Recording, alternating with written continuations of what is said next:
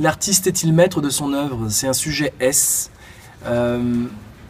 Première partie, bien sûr qu'il est maître de son œuvre. Il a affaire à une technique qu'il doit maîtriser.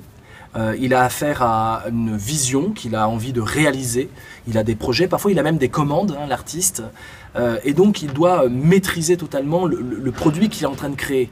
Donc évidemment, il est totalement maître de son œuvre. Je dirais même que c'est comme un Dieu créateur qui met au monde sa créature.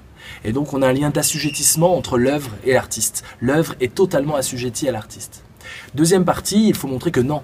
L'artiste a affaire à la passion, à l'émotion, il est traversé, il est inspiré, on parle de muse inspiratrice. Quand on interroge les artistes, ils ont l'impression de créer des choses, mais qu'une force, qu'une puissance s'est emparée d'eux parfois. Pensez à Mozart, pensez à Picasso, pensez à des grands artistes qui sont totalement investis dans leur œuvre. Et on pense aussi à la théorie de Kant qui dit que l'homme de génie, c'est celui qui laisse la nature le traverser, et c'est la nature qui crée à travers eux. Je pense à Hegel aussi, dans l'esthétique. Je pense à Nietzsche et la démesure de l'artiste nietzschéen, le dionysiaque.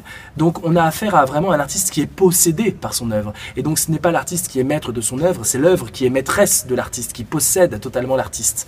Et puis troisième partie, une fois qu'il a été submergé d'émotions, de passion dans un acte créateur, l'artiste doit devenir maître de son œuvre. C'est-à-dire par un mouvement intellectuel qui peut être un mouvement philosophique, il doit reprendre possession de ce qu'il a créé.